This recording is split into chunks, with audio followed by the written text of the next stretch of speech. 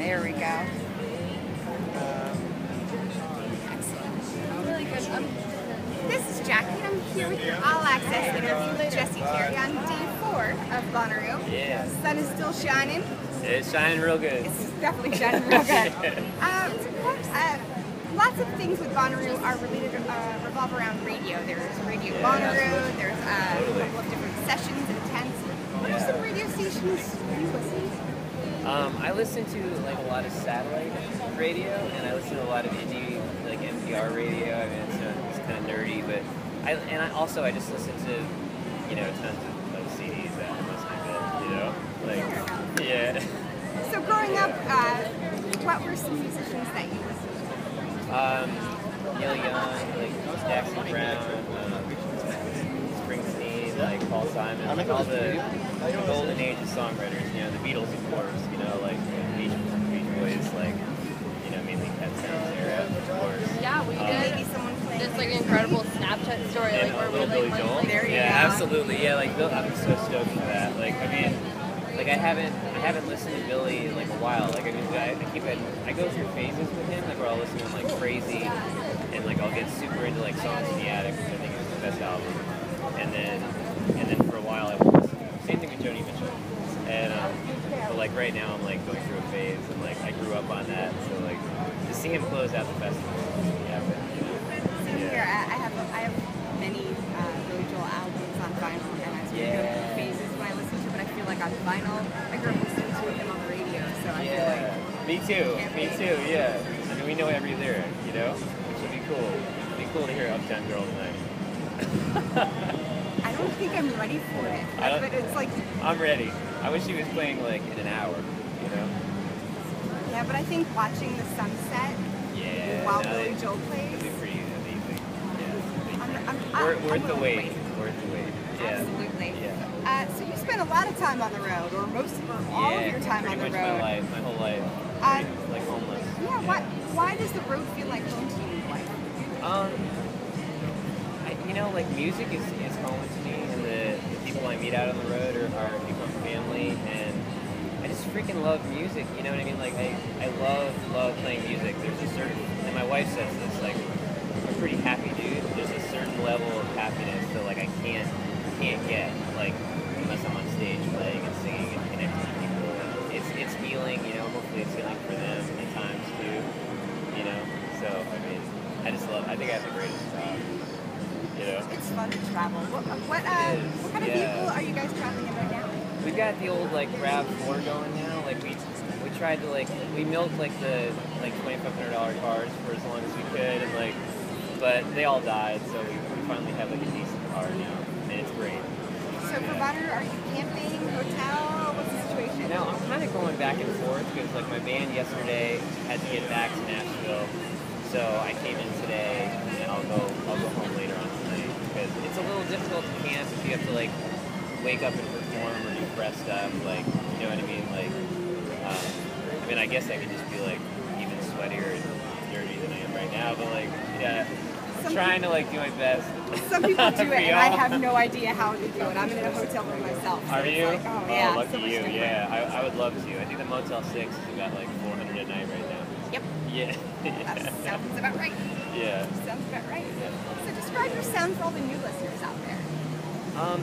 I like to think of myself as Americana, but like timeless, singer-songwriter inspired music. I need to come up with a better elevator pitch for that. Like I think every album is different. Like I certainly have my inspiration. Hopefully it's a contemporary thing, and I'm just hopefully carrying the torch a bit. Don't put yourself in a box. It's fine. Yeah, it's fine. I think my manager gave me great advice. Like we were about to record, or we were starting to write songs for a new record, which I'm still doing. I just released an EP like a few days ago.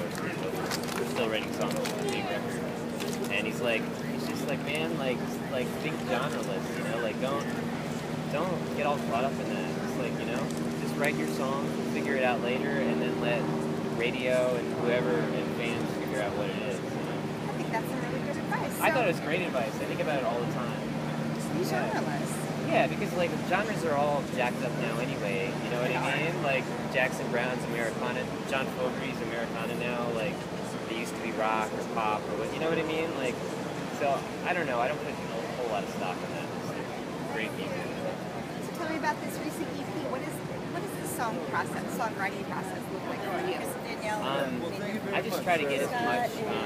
For me personally, I need to like go into La La Land and just have as much, just a quiet space, or it doesn't have to be a quiet space, but just a space that I can be totally shut off and just focus on the music for like 8 or 10 hours. That's me personally. Like, and I'm trying to get more flexible and like be able to write 2 hours here and 2 hours there. But I like to go to La La Land. Be genreless, be timeless. There Yeah. be scheduleless. Yeah, scheduleless. Yeah, absolutely. I wish I didn't have a schedule sometimes.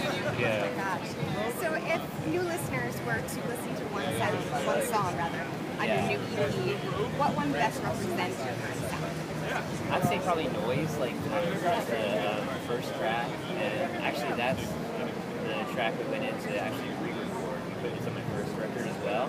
Not that we don't dig it on the first record, but like we just wanted a different sound, like more open. And, so that's a really good representation. That one and the next song is a little bit more like up-tempo rock and more Americana with like slide guitar and Hammond. So I think those two, because the first one was pretty mellow with like deep harmony.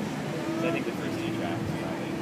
So how does your recorded work translate to your live performances? It just depends on the show. I mean, like yesterday when I played the new stage, I had the full band with me. I had pedal steel, I had piano, I had cello. So in that case, it translates pretty much the same as a record.